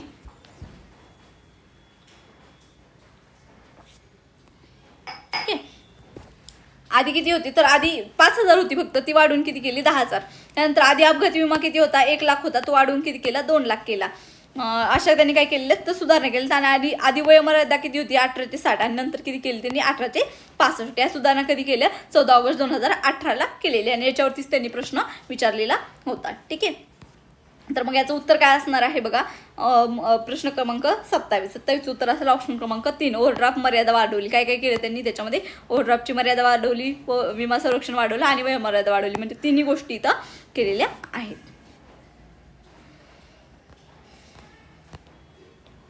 28वा प्रश्न आहे, 1991 मध्ये स्थापन झालेली यम नरसिंहम समिती खालीलपैकी कशाशी रिलेटेड आहे. आता यम नरसिंहम, बऱ्याच मुलांना कन्फ्युजन असते, 91ची आणि त्याच्यानंतरची एक अजून एक यम नरसिंहम समिती आहे. तर ह्या 2 समित्या आहेत, त्या 2 वेगवेगळ्या समित्या आहेत आणि ह्यांचा उद्देश काय आहे हे तुम्हाला इथं अभ्यासायचे आहे. त्याच्या आधी आपण हा प्रश्न सोडवायच्या आधी ह्यांच्यातला फरक बघून घेऊयात. एक 91ची आणि एक 98ची आहे. यम नरसिंहम समिती 1 आणि नरसिंहम समिती 2 असं म्हणत असतं. एक 91ची, एक 98ची. ठीक आहे, तर बघा जी 91ची समिती होती त्याचा उद्देश काय होता, वित्तीय व्यवस्था सुधारणे, जी फायनान्शियल सिस्टीम होती त्याच्यामध्ये रिफॉर्म करणे. आणि 2 जी आहे म्हणजे 98ची जी आहे ते बँकिंग सेक्टरशी रिलेटेड आहे, बँकिंग सेक्टर सक्षम करण्यासाठी आहे. आता 91 मधली जी समिती आहे त्याच्या मुख्य शिफारशी काय आहेत बघा, SLR आणि CRR कमी करणे, 4 स्तरीय बँकिंग रचना आणि बुडीत कर्जासाठी ARC स्थापना करणे, बेसेल मानके लागू करणे, बँकांचे विलिनीकरण करणे आणि सरकारी बँकांना स्वायत्तता देणे. म्हणजे व्यवस्थित एकदा तुम्ही बघून घ्या, कन्फर्म रिचेक करून घ्या. ठीक आहे, आता याचं उत्तर काय असणार आहे, 91 मध्ये जी नरसिंहम समिती स्थापन झाली तर कशी संबंधित असणार आहे. 28व्या प्रश्नाचं उत्तर असणार आहे 4, म्हणजे वित्तविषयक सुधारणांशी रिलेटेड आहे. आणि बँकिंगशी रिलेटेड म्हटलं तर 98ची समिती. पुढचा प्रश्न आहे बघा, सरकारने मे 2016 मध्ये राजकोषीय जबाबदारी आणि अर्थसंकल्प व्यवस्थापन कायद्याचा म्हणजे FRBM कायद्याचा आढावा घेण्यासाठी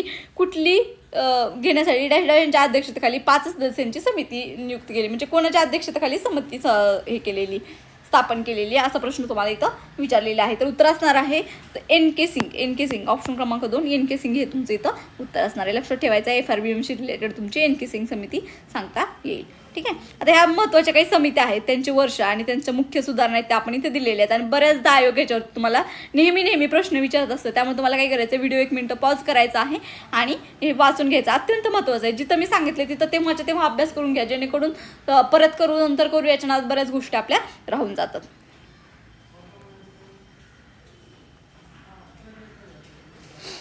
आता बघा, राष्ट्रीय अन्न सुरक्षा अभियान पंचवार्षिक योजनेमध्ये तयार करण्यात आले. आता बघा, हा सुद्धा ना आयोगाचा एकदम फेवरेट टॉपिक आहे. याच्यामध्ये काय, राष्ट्रीय अन्न सुरक्षा अभियान आणि राष्ट्रीय अन्न सुरक्षा कायदा, याच्यामध्ये तुम्हाला एखादा तरी प्रश्न तुम्हाला प्रत्येक पेपरमध्ये सापडेल. एकतर ते अभियानाबद्दल विचारतील किंवा कायद्याबद्दल विचारतील. दोन्ही आपण बघूया, तिथं फरक सुद्धा आपण बघूया दोघांमधला. राष्ट्रीय अन्न सुरक्षा अभियान जे आहे ते कधी झालेलं, लॉन्च वर्ष त्याचं काय आहे, इयर काय आहे, तर ऑक्टोबर 2027 2007 आणि तुमचं जे कायदा आहे तो 5 जुलै 2013 म्हणजे कायदा नंतर आलेला आहे, अभियान आधीच आहे. हे लक्षात ठेवा, हे बेसिक डिफरन्स लक्षात ठेवणं गरजेचं आहे. अभियान जे आहे ते 7चं आहे आणि तुमचा कायदा आहे तो 13चा आहे. कुठल्या पंचवार्षिक योजनामध्ये तुमचं अभियान सुरू झालेलं, तर 11व्या पंचवार्षिक योजनामध्ये, आणि जर ॲक्ट विचारलं तर 12व्या योजनेमध्ये. उद्देश काय आहे मिशनचा, तर शेतीतील प्रमुख पिकांचे उत्पादन वाढवणे. आणि तुमच्या कायद्याचा उद्देश काय आहे, तर नागरिकांना कायदेशीर अन्न सुरक्षा देणे. परत व्याप्ती काय आहे, तर निवडक शेती, जिल्हे आणि पिके याच्यामध्ये काय झालेले, कव्हर झालेले आहेत. आणि ह्याच्यामध्ये बघा, तुमचा जो ॲक्ट आहे त्याच्यामध्ये 67% लोकसंख्या कव्हर आहे. प्रति महिना 5 किलो हे धान्य त्यांनी दिलेलं आहे. ठीक आहे, प्रति व्यक्ती असेल ते, प्रति व्यक्ती 5 किलो प्रति महिना. ठीक आहे. किंमत दर इथं लागू नाही आहे मिशनमध्ये. आणि इथं किमती दिलेल्या आहेत तुम्हाला. तांदूळासाठी किती, 3 रुपये किलो तांदूळ मिळणार, 2 रुपये किलो गहू, आणि भरड धान्य 1 रुपये किलो. ह्याच्यावरती सुद्धा तुम्हाला ऑलरेडी प्रश्न विचारून झालेला आहे. आता आपण आपल्या प्रश्नाकडे येऊयात. तर कुठल्या योजनेमध्ये तुमचं अभियान आहे, अभियान असणार आहे 11व्या योजनेमध्ये. तेच जर तुम्हाला ॲक्ट विचारलं असतं तर 12व्या योजनेमध्ये. दोन्ही गोष्टी लक्षात ठेवायच्या आहेत. हे पुढीलपैकी योग्य विधान ओळखा. राष्ट्रीय उत्पन्न, उत्पादन, रोजगार पातळी यावरील प्रतिकूल परिणाम टाळण्यासाठी सरकारच्या धोरणानुसार आपल्या खर्चविषयक आणि महसूलविषयक कार्यक्रमाची आखणी व अंमलबजावणी करते. त्याच धोरणास चलनविषयक धोरण म्हणतात. ठीक आहे, जस्ट 1 मिनिट. चलनविषयक धोरण म्हणतात. परत बॉक्स स्टेटमेंट काय बघा, अर्थव्यवस्थेचे कार्य सुरळीतपणे चालण्याच्या दृष्टीने राजकोषीय धोरणाला 1929 आणि 33च्या महामंदीनंतरच्या काळात अधिक महत्त्व प्राप्त झाले, ज्यामध्ये J.M. केन्स यांचे मोठे योगदान आहे. आता इथं 2 गोष्टी तुम्हाला इथं दिसत असतील. पहिलं म्हणजे चलनविषयक धोरण आणि दुसरं म्हणजे तुम्हाला राजकोषीय धोरण. आता इथं हे प्रश्न सोडवण्याच्या आधी ह्या 2 काही गोष्टी आहेत, याची कन्सेप्ट तुम्हाला क्लिअर असणं गरजेचं आहे. आधी आपण कन्सेप्ट बघूयात, मग क्वेश्चन सॉल्व्ह करूयात. मग काय आहे, तर राजकोषीय धोरण आणि चलनविषयक धोरण जो आहे त्यातला फरक बघूयात आपण. राजकोषीय धोरण, फिस्कल पॉलिसी, त्याच्यामध्ये बघा नियंत्रक ऑथॉरिटी कोण असते, तर केंद्र सरकार असतं. आणि चलनविषयक धोरण म्हणजेच मॉनिटरी पॉलिसी कोण काढतं, तर RBI काढतं. त्याच्यामध्ये टूल्स कोणते वापरतात, राजकोषीय धोरणामध्ये कोणते टूल्स वापरले जातात, सरकारी खर्च, कर प्रणाली आणि सार्वजनिक कर्ज. चलनविषयक धोरणामध्ये कोणते टूल्स वापरले जातात, तर repo rate, reverse repo rate, CRR, SLR. ठीक आहे. परत मुख्य उद्दिष्ट काय आहे राजकोषीय धोरणाचं, तर आर्थिक वाढ, रोजगार निर्मिती आणि सामाजिक कल्याण. तसंच बघा, चलनविषयक धोरणाचं मुख्य उद्दिष्ट आहे महागाई नियंत्रण आणि बाजारपेठेतील पैशांचा पुरवठा नियंत्रण करणे. ठीक आहे. संबंधित अर्थतज्ञ कोणते बघा, तर राजकोषीय धोरण म्हटलं की तुमचे J.M. केन्स येतात. ठीक आहे. आणि तुमचं जे चलनविषयक धोरण आहे त्याच्याशी रिलेटेड मिल्टन फ्रीडमन येतात. आता J.M. केन्स आहेत, त्यांनी काय म्हटलेलं आहे, सरकारी खर्चाचे आणि राजकीय हस्तक्षेपाचे महत्त्व त्यांनी मांडलेले आहे. तसेच फ्रीडमन यांनी काय केलेलं आहे, तर त्यांनी पैशाचा पुरवठा नियंत्रित ठेवण्याच्या सिद्धांताचे त्यांनी समर्थन केलेलं आहे. आता बघा, पहिली जी डेफिनेशन दिलेली आहे, आता इथं सरकारची भूमिका दिसते बघा, इथं सरकार हा शब्द दिसतोय. म्हणजेच आता ही पहिली जी डेफिनेशन आहे ती कशाशी रिलेटेड आहे व्याख्या, तर ती तुमची राजकोषीय धोरणाशी रिलेटेड आहे. राजकोषीय धोरणाशी रिलेटेड आहे. त्यामुळे मग पहिलं स्टेटमेंट तुमचं चुकीचं येते आणि दुसरं बरोबर आहे. मागेच आपण एक्सप्लेनेशनमध्ये बघितलं. त्यामुळे उत्तर योग्य कोणतं असणार आहे, फक्त ब, म्हणजे ऑप्शन क्रमांक 2 हे तुमचं इथं योग्य उत्तर यायला पाहिजे. ठीक आहे. आय होप क्लिअर असेल इथपर्यंत. नेक्स्ट क्वेश्चनकडे जाऊयात.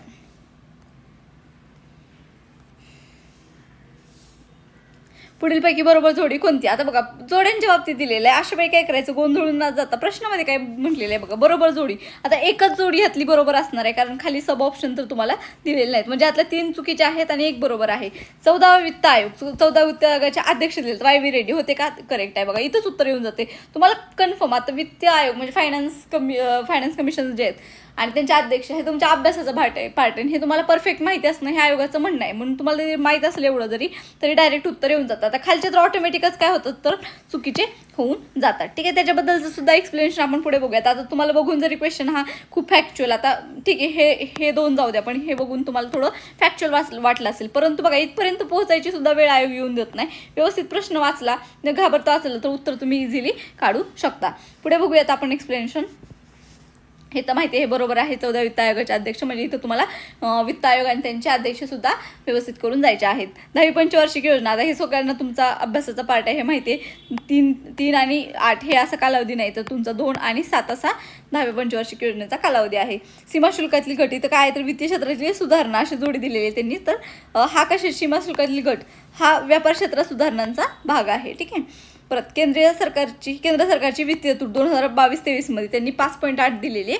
तर ती वास्तविक काय आहे GDPच्या तर 6.4% इतकी होती. म्हणजे ते आकडे थोडेसे त्यांनी इथं चेंज केले आहेत. म्हणजे हे तिन्ही फॅक्ट चुकीचे आहेत, फक्त बरोबर एक आहे. ठीक आहे, चलो नेक्स्ट क्वेश्चनकडे. मग प्रश्न आहे राष्ट्रीय लोकसंख्या धोरण 2000. म्हणजे राष्ट्रीय लोकसंख्या धोरण हे सुद्धा त्यांचा फेवरेट टॉपिक आहे. तर च्या उद्दिष्टात डॅश डॅशचा समावेश आहे. खाली कोणाचा समावेश आहे असं म्हणलेलं आहे. स्थूल प्रजनन दर घटवण्याचा आहे का तर यस आहे. परत 2045 पर्यंत लोकसंख्या स्थिर करणे आहे का तर यस आहे. हे त्यांचं दीर्घकालीन उद्दिष्टांमध्ये येतं. स्त्री पुरुष लिंगभाव समानता आणण्यास काय आपण वाचलं तर नाही. 45 पर्यंत 100% नागरीकरणाचा काही संबंध नाही, त्यामुळे हे पण येणार नाही. त्यामुळे अ आणि ब ऑप्शन क्रमांक 1 हे तुमचं इथं उत्तर यायला पाहिजे. आपण एकतर डिटेलमध्ये काय करूयात तर राष्ट्रीय लोकसंख्या धोरण जे 2000चं आहे ते आपण इथे थोडं डिटेलमध्ये बघूयात. बघा काय आहे तर याची स्थापना आणि शिफारस. स्थापना कधी झाली मंजुरी तर 15 फेब्रुवारी 2000ला. आणि शिफारस कोणी केलेली डॉक्टर MS स्वामीनाथन समितीनुसार. ठीक आहे, हे लक्षात ठेवायचं आहे. अध्यक्ष कोण असतात पंतप्रधान असतात. त्यांचे अल्पकालीन 3 उद्दिष्ट आहेत बघा. अल्पकालीन, मध्यकालीन आणि दीर्घकालीन. अल्पकालीनमध्ये काय काय येते गर्भनिरोधक साधने, आरोग्य पायाभूत सुविधा आणि मनुष्यबळाची गरज तातडीने पूर्ण करणे. तसंच बघा मध्यमकालीन उद्दिष्टांमध्ये 2010 पर्यंत TFR म्हणजे टोटल फर्टिलिटी रेट जो आहे तो 2.1 पर्यंत काय करायचा आहे आणायचा आहे. परत दीर्घकालीन उद्दिष्टांमध्ये 45 पर्यंत लोकसंख्या स्थिर करणे. ठीक आहे. परत सामाजिक आर्थिक लक्ष्य आहेत ते किती 6 आहेत टोटल. त्याच्यावरती सुद्धा वारंवार आयोगाने प्रश्न विचारलेले आहेत, त्यामुळे ते सुद्धा इथे बघून घेऊयात आपण. तर बघा काय आहे तर पहिलं लक्ष काय वर्ष 2010 पर्यंत म्हणजे 10 पर्यंत काय करायचं तुम्हाला बालमृत्यू प्रमाण 1000 जिवंत जन्मामागे 30पेक्षा कमी करायचं आहे तुम्हाला. तसंच बघा आर्थिक लक्ष 2 मध्ये काय आहे तर तुमचा 2010 पर्यंत माता मृत्यूदर प्रति 1 लाख. आता MMR जो असतो तो नेहमी प्रति 1 लाख जिवंत बालकांमागे असतो, जिवंत जन्मामागे असतो, तो किती 100पेक्षा कमी करणे. हे आकडे व्यवस्थित लक्षात ठेवा. काय करतात ते रिव्हर्स करतात, म्हणजे इथलं इथे नेतील किंवा इथलं इकडे नेतील, म्हणजे ते इंटरचेंज करत राहतात. त्यामुळे ते आकडे व्यवस्थित लक्षात ठेवा. रुग्णालयांमध्ये सुरक्षित प्रस्तुतीचे प्रमाण 80% वरती आणि प्रशिक्षित व्यक्तीद्वारे 100% करणे. ठीक आहे. चौथं काय आहे तर जन्म मृत्यू विहारांच्या 100% नोंदी करणे. लहान मुलांचे 100% सार्वत्रिक लसीकरण करणे. 5वा आहे मुलींचे लग्नाचे वय 18 वर्षानंतर शक्यतो 20 वर्षानंतर करण्यास त्यांना प्रोत्साहन देणे. आणि 6वा आहे एड्सचा प्रसार रोखणे, संसर्गजन्य रोगांवरती जसे की TB मलेरियावरती नियंत्रण मिळवणे. हे 2000चे आपले काय आहे तर राष्ट्रीय लोकसंख्या धोरण आहे. हे इथे व्यवस्थित केले, एवढं केलं तरी इनफ आहे. ठीक आहे, फक्त आकडे व्यवस्थित लक्षात ठेवा. आता बघा सार्वजनिक कर्जाच्या स्थिरतेसाठी सामान्यतः स्वीकृत निकष डॅश डॅश हे आहेत असं दिलेलं आहे त्यांनी. विशिष्ट कालावधीत कर्ज 0 असावे. पहिलं म्हटलं त्यांनी विशिष्ट कालावधीत कर्ज 0 असावे. आता व्यावहारिकदृष्ट्या बघितलं तर हे तर म्हणजे व्यावहारिकदृष्ट्या बघितलं तर ते पॉसिबल नाही आहे, पण ठीक आहे चलो आपण एक वेळ कन्सिडर करूयात. भविष्यातली कर्ज GDP गुणोत्तराच्या आजचे कर्ज GDP गुणोत्तराच्या विशिष्ट भागापर्यंत कमी केले पाहिजे. भविष्यासाठी कर्ज GDP गुणोत्तराच्या आजच्या गुणोत्तरावरती निश्चित केले जाऊ शकते. आता हे 3 इथं फॅक्ट दिलेले आहेत, आपण याचं एक्सप्लेनेशन इथं बघूयात. बघा विशिष्ट कालावधीत कर्ज 0 असावे. आता हे अयोग्य आहे, तसं जर बघितलं तर अयोग्य आहे आणि तसं करणं एक व्यावहारिक पण नाही आहे. कर्ज पूर्णपणे 0 करणे आवश्यक किंवा व्यावहारिक नसते. ठीक आहे.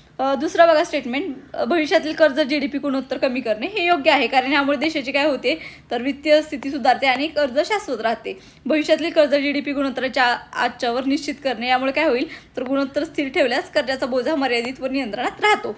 पण बघा आता आयोगाने काय केलेलं आहे माहिती आहे का, हे योग्य दिलेलं आहे. कदाचित आयोगाने म्हटलेलं आहे की जरी ते व्यावहारिक नसलं तरी करणं गरजेचं आहे किंवा करू शकतो आपण. त्याच्यामुळे आयोगाने ते हे सुद्धा स्टेटमेंट बरोबर दिलेलं आहे. म्हणजे आपल्या नॉलेजनुसार जर बघितलं तर आपण काय करणार, ब आणि क घेणार, पण आयोगाने ऑल ऑफ द अबव म्हणजे अ ब क हे उत्तर दिलेलं आहे. त्यामुळे नेहमी आयोगाचं ऐकायचं. आपल्याला किती जरी माहीत असलं तर शेवटी आपला मार्क पाडायचे आहेत. अन्नधान्याचे बफर स्टॉक डॅश डॅशसाठी डॅश डॅश करिता असतात. तर कशासाठी, किमतीतील चढ उतार मर्यादित करणे. मग पहिलंच उत्तर असणार आहे की कशासाठी असतो बफर स्टॉक, की किमतीमधील अचानक जर बाजारपेठेमध्ये काय झालं तर समजा कांदा कमी झाला, बाजारपेठेमधून कांदा कमी झाला आणि मागणी वाढली, त्याचं काहीतरी कारणामुळे की बाबा उत्पादन कमी झालं, मग तो बफर स्टॉक आहे तो कामामध्ये आणला जातो आणि मग त्यानुसार तुमची जी किंमत आहे ती मेंटेन केली जाते. आता हे एक्झाम्पल म्हणून मी सांगितलं. आता अन्नधान्य निर्यात करणे असं काही संबंध आहे का, नाही. बियाणे पुरवठा करणे असं काय आहे का, खुल्या बाजारात विकण्यासाठी असं काही नाही. फक्त एकच ऑप्शन क्रमांक हे इथं उत्तर येणार आहे. आता बघा बफर स्टॉकबद्दल इथं हे करून घ्या. त्याची नियंत्रक संस्था कोणती असते, FC असते, फूड कॉर्पोरेशन ऑफ इंडिया. आपण त्याचं उद्दिष्ट सुद्धा इथं बघितलेलं आहे. ठीक आहे, चलो. आता बघा इथून पुढचे क्वेश्चन आहेत ते तुमचे करंट अफेअरचे क्वेश्चन आहेत. आता याच्यामध्ये एक्सप्लेनेशन देऊन काही फायदा नाही, कारण प्रत्येक वर्षाचं करंट तुमचं वेगवेगळं असणार आहे. पण तरी सुद्धा काय करूयात, आपण आन्सर बघूयात. कदाचित क्वेश्चन रिपीट होऊ शकतो किंवा मागच्या आयोग काय करते तो 2-2 वर्षाचं सुद्धा करंट अफेअर विचारतात. त्यामुळे आन्सर्स ॲटलिस्ट तुम्हाला उत्तरं ॲटलिस्ट माहिती असू द्यात. ठीक आहे, बघा 36वा प्रश्न आहे. तर त्याचं उत्तर काय असणार आहे, आदिवासी आहेत आपण. कोणत्या शहरात 11वी एशियन संरक्षण मंत्र्यांची बैठक प्लस पार पडली, तर ती बघा तुमच्या व्हिएतनाम शहरामध्ये पार पडलेली आहे. आपण फक्त काय करायचं, इथं वाचायचं आहे आणि मी फक्त वाचते आणि तुम्हाला उत्तरं सांगते. फक्त म्हणजे तुमच्या एकदा डोळ्याखालून ते जाऊ द्यात. ठीक आहे. तर अजंठा वेरूळ चित्रपट महोत्सवात पद्मपाणी जीवन गौरव पुरस्काराने खालीपैकी कोणाला सन्मानित करण्यात आले, तर सई परांजपे यांना सन्मानित करण्यात आलेलं होतं. ठीक आहे, चलो. त्यानंतर बघा 1985 मध्ये विद्यापीठाच्या स्थापनेपासून इंदिरा गांधी राष्ट्रीय मुक्त विद्यापीठाच्या पहिल्या महिला कुलगुरू म्हणून कोणाची नियुक्ती करण्यात आली. आता बघा इथं फक्त आपण प्रश्न उत्तर बघू नका, थीम बघा. आता ही पहिल्यांदा घटना झाली, अशी काहीतरी महत्त्वाची घटना आहे तर त्याच्यावरती प्रश्न विचारणं अपेक्षितच आहे. याचं उत्तर असणार आहे प्राचार्य उमा कांजीलाल. ठीक आहे.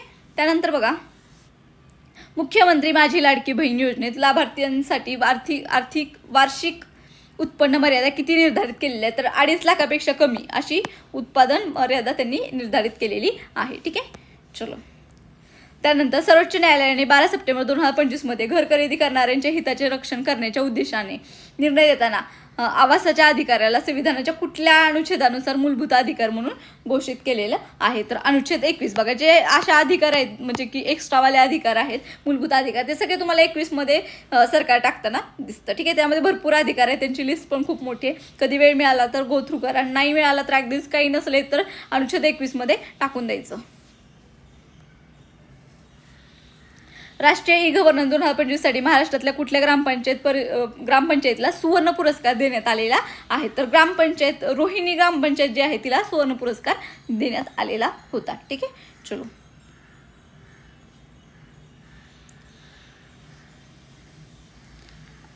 Again just 1 minute. त्यानंतर बघा निवडणूक प्रक्रिया सुलभ करण्यासाठी भारतीय निवडणूक आयोगाद्वारे खालीपैकी कोणते एक एकीकृत डिजिटल प्लॅटफॉर्म आहे, म्हणजे त्यांचा निवडणूक आयोगाचा कोणता असा एकीकृत प्लॅटफॉर्म आहे असं विचारलं तर ECI नेट असा त्यांचा एक प्लॅटफॉर्म आहे. ठीक आहे. त्यानंतर बघा राष्ट्रीय प्रगतीतील महत्त्वपूर्ण योगदानासाठी 43व्या लोकमान्य टिळक राष्ट्रीय पुरस्काराने कोणाला सन्मानित करण्यात आलेला आहे, तर बघा त्यावेळेसचा प्रश्न म्हणजे मागच्या वेळेसचा प्रश्न आहे, त्यामुळे आत्ता काय त्याचं उत्तर काय असणार आहे, नितीन गडकरी. आणि तो जर प्रश्न यावर्षी विचारला तर यावर्षी बघा आता 1 ऑगस्टला दिला जाईल तो सन्मान, तर अजित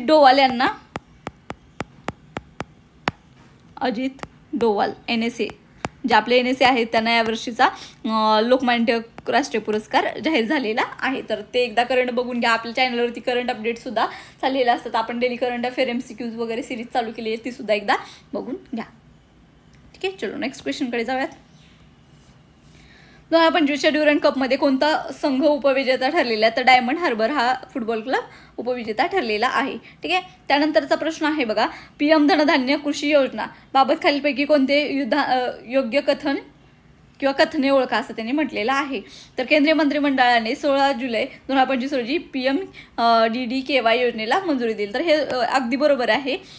परत दुसरा स्टेटमेंट आहे ही योजना 200 कृषी जिल्ह्यामध्ये विकासाला चालना देण्यासाठी डिझाईन केला. तर बघा हे आकडा दिला असं 200 असं मध्येच दिलेलं आहे, तर इथं काय आहे तर 100 कृषी जिल्ह्यांना जिल्ह्यांमध्ये विकास चालना देण्यासाठी डिझाईन केलेला होता. त्यामुळे हे आकडा चुकवलेला आहे, ब चुकीचा असणार, त्यामुळे फक्त अ बरोबर म्हणजे ऑप्शन क्रमांक 3 हे उत्तर तुमचं इथे यायला पाहिजे. ठीक आहे. त्यानंतर बघा, सामाजिक विकासासाठी दुसरी जागतिक शिखर परिषद 2025 ही 4 ते 6 नोव्हेंबर 2025 दरम्यान डॅश डॅश इथे झालेली होती. ठीक आहे. बघा 46 हा प्रश्न आहे, उत्तर असणार आहे ऑप्शन क्रमांक 1 दोहा कतर इथे झालेली.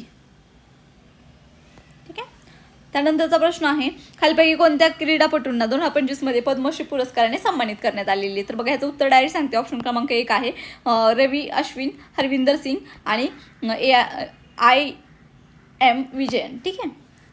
तुम्हाला रिसेंटवाले जे पद्म पुरस्कार आहेत किंवा आपले पद्मविभूषण पद्मभूषण वगैरे हे जे पद्म अवॉर्ड्स आहेत रिसेंटवाले ते व्यवस्थित करायचे, कारण त्यावरती तुम्हाला आयोग प्रश्न विचारतं, म्हणजे हमखास प्रश्न असतो त्यावरती, त्यामुळे ते करून घ्यायचं. देशातली पहिली कृत्रिम बुद्धिमत्ता तंत्रज्ञानावरती आधारित अंगणवाडी शासनाने नागपूर जिल्ह्यातील डॅश डॅश गावामध्ये चालू केली, तर वृद्धमना या गावामध्ये चालू केलेली होती. ठीक आहे. त्यानंतरचा प्रश्न आहे, हैदराबाद येथे झालेल्या 72व्या मिस वर्ल्ड 2025 मधील मिस वर्ल्डचा किताब जिंकणारी ओपल सुचता चुआंगसरी कोणत्या देशाचे आहे. तर थायलंड या देशाशी त्यांचा संबंध आहे, ते त्याचे नागरिक आहेत थायलंडच्या. ठीक आहे. मग आता ह्या प्रश्नातून तुम्ही लक्षात काय घ्यायचं की कशा पद्धतीचे करंटमध्ये क्वेश्चन आयोग विचारते, आणि त्यानुसार तुम्हाला करंटमधलं जे वाचताना डेटा आहे तो तुम्हाला सॉर्ट आउट करता येतो, की म्हणजे नेमकं करंटमधलं वाचायचं तर वाचायचं काय हे तुम्हाला PYQ बघितल्यानंतर समजतं. ठीक आहे.